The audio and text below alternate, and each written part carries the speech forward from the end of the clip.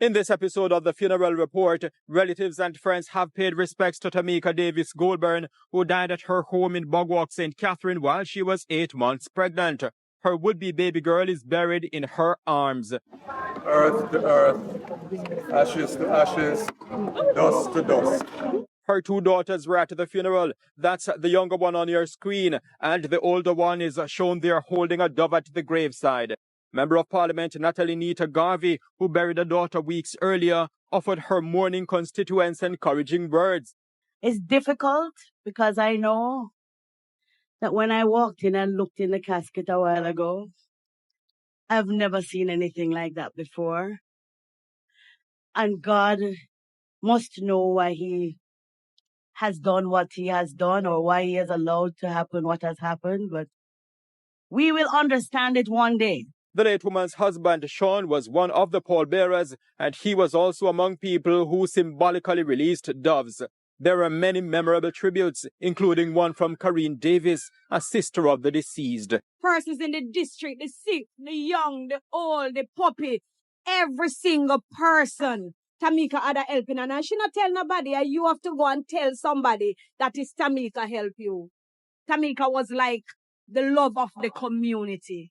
Stay with us for the details of this, the Funeral Report, right here on The Beacon, the trendsetter in funeral journalism.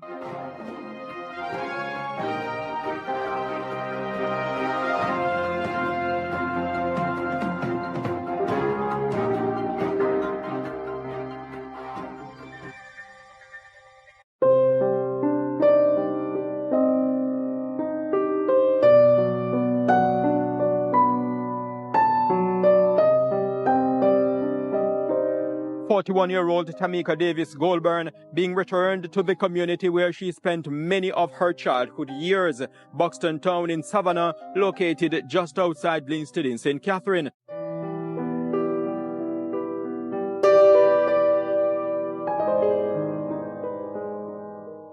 That hearse carried the casket bearing her remains.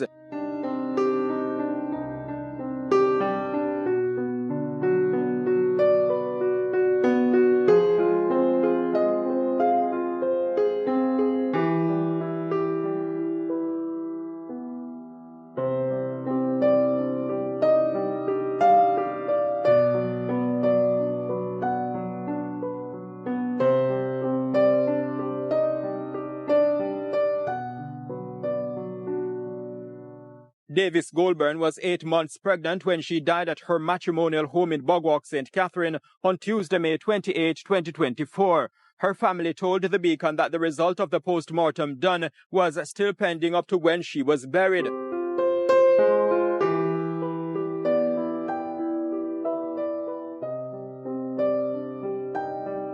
At the time she died, the mother was on the verge of leaving Jamaica to have her 3rd child, a girl who would have been named Shyla. The interior of their casket, with scattered toys, looked like inside a crib.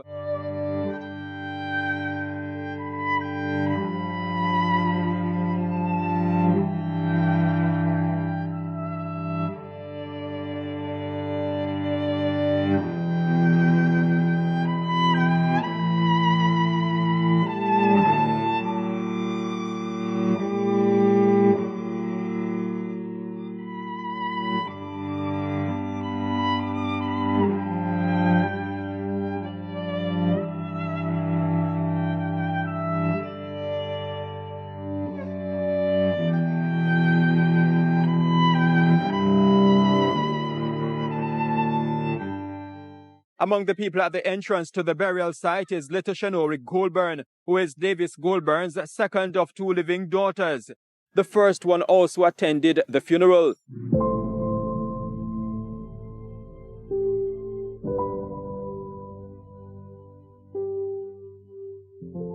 It was time to carry the casket from the hearse to the nearby graveside. The pallbearers included the bereaved husband, Sean Goulburn, who was being shown there at the front. At the graveside, the final viewing was allowed.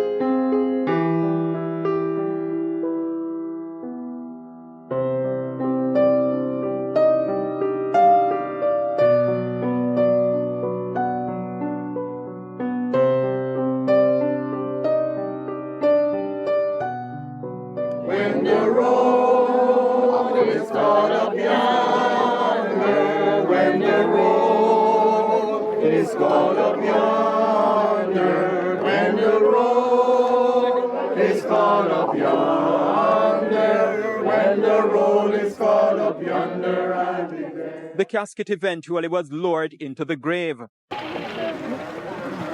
to earth, ashes to ashes, dust to dust.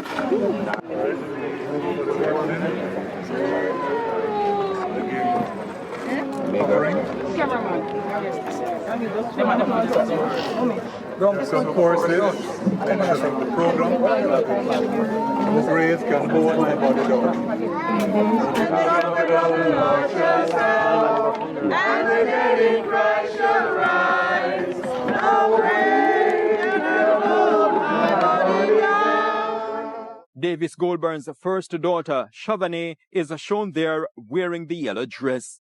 Not far away from her, her father symbolically released one of the doves. Some sweet day when life is over. Some sweet day I'm going away.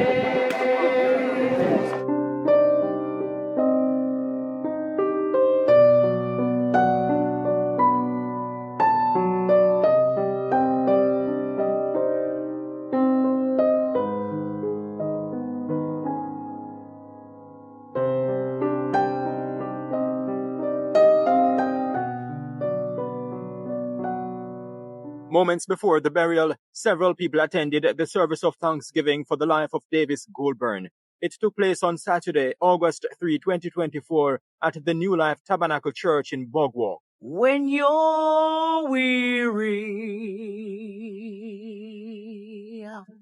feeling small,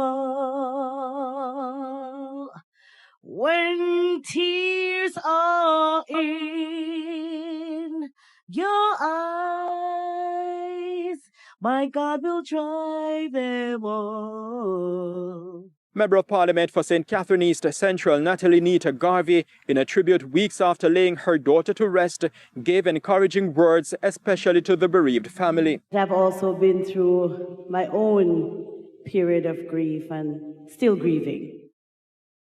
But I know that there is a God, and that if we continue to trust Him and trust that what He does is always well done, then we won't have any reason to question Him. It's difficult because I know that when I walked in and looked in the casket a while ago, I've never seen anything like that before. And God must know why He has done what He has done, or why He has allowed to happen what has happened, but we will understand it one day. I believe so. But in the meantime, I implore the family just to be strong for each other. Grief will take some time, and I can tell you, there isn't a day that goes by that you won't think about her. There isn't a moment that something won't remind you of her. But keep in the front of your minds those happy times, those good times, all of what she would have done for you. Davis Goldburn was born on February 26, 1983, to Lurleen and Alvin Davis. Her schooling commenced at Buxtontown Primary School in Wakefield, St. Catherine. She later moved to Tulla Primary School in Bogwalk. Davis Goldburn is also an alumna of Enid Bennett High School, formerly Bogwalk High. Karine Davis, who did the eulogy along with her daughter Deniko Mealy, stated that she also played a big role in her late sister's upbringing. Tamika's early years were spent at Buxtontown Primary School in Wakefield, St. Catherine. Her parents then decided to let her experience life in their second home in Bogwalk, where she attended Tulla Primary School. Here she was lovingly nurtured by her second oldest sister, and that's me, Cherry. Cherry took on a maternal role, assuming responsibilities and caring for Tamika as if she was her own daughter. Her unwavering support and guidance played a crucial role in shaping Tamika into the extraordinary woman she became. At around 12 years old, whenever Tamika visited Wakefield, she took on significant responsibilities. Her parents, while assisting others in the community, would leave Tamika in charge of any family members or children needing care. Nobody thinks that you're too big, cause Tamika put you in your place. She feed you good, you're well fed, you're clean, you're tidy, and you behave yourself. That was Tamika.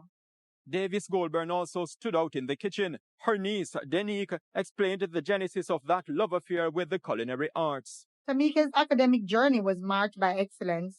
She earned a place at the Bogwalk High School after successfully passing her common entrance. During her school years, Tamika's vibrant personality shone through her active participation in cheerleading and various activities. She was known for her generosity, particularly during exam times when she would organize runabout sessions with her friends, planning meals and cooking with them. Even when preparing for her own exams, she ensured her family and friends received the food she had prepared, showcasing her thoughtfulness and care. Her passion for cooking began early, inspired by her mother, who believed cooking was a vital skill. By the age of 12, Tamika was already preparing elaborate meals like mutton, cowhead, rice and peas, tripe and bean, just to name a few. This passion led to her successful career as an executive chef. She honed her skills at the Boys Town Heights Institute and Above Rocks Institute, where she received several awards and a certification for her exceptional work and performance in food preparation. Tamika was also known for incredible cheesecake, especially her famous Bailey's cheesecake, which was a favorite around town. As she grew older, Tamika became a proud member of the Bogwalk Police Youth Club. This involvement solidified her place in the hearts of many as she traveled across the island to compete in netball and other activities with other clubs.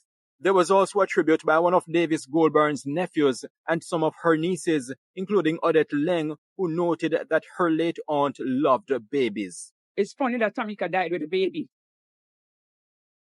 Really, really scary, actually. Because since Tamika was as young as I can remember, Tamika always have a baby with her. It doesn't matter who baby, that's why she monitor, she baby all of us. Any baby come from foreign, live with Tamika. Any baby come for the summer, live with Tamika. All my kids, believe it or not, Tamika is not much older than them, but Tamika helped raise them. You find pictures of them sleeping on her stomach just like that. Tamika is the one in Jamaica you call, she know everybody business. If somebody dead, call Tammy. If Tamika don't okay, them not dead. If somebody get a visa, Tamika know. Tamika cook for people who, I'm the mean one. I ain't doing much. Tamika will cook and everybody pick up their food. There's just so much to say about Tamika, right? But if you all can remember just Tamika's personality and just her presence, right? If Tamika walks in a room, once she utters a word, you pay attention. So growing up, even though we're around the same age, Tamika kind of ascended into the auntie role by just out of respect. And I think we shared, our birthday was like 2 days apart. So every year, over the last maybe 10 years, I can expect a WhatsApp message that will probably be 3 minutes long and just as pure inspiration. And that's something I can listen for the whole year. So that's the type of person Tamika is. No, Tamika, I still love her. I remember I'd be surprised just how many people in the community would pass through because Tamika welcomed everybody. I don't know who mentioned it earlier, but she wasn't just a mother to us. She was a mother to a lot of people in the community. So you pass by her house, you'd be hungry. You'd never be hungry at Tamika's house. She'd always have something for you. She's somebody who you could go to for advice. She had a lot of insight. And then she was always available. Even when she was on the road, she'd pause everything to talk to you. And that's how I want to remember her. To this day, I was in denial. Somehow I still It just dawned on me that I got married in January, and she's also married. She got married in January as well. However, I just realized she got married the day before me. So she's January 16 and I'm January 17. And she always responding to my WhatsApp stories. And this is what she sent January 18. Congratulations, my beautiful Lucy.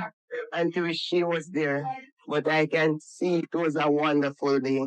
And I wish you and your husband nothing but happiness, blessing, peace, love, and unity. Okay, baby? Have yourself a wonderful honeymoon. Until you get to the moon and back. Okay? Yeah. It's not Tamika if she doesn't end a voice note with mwah.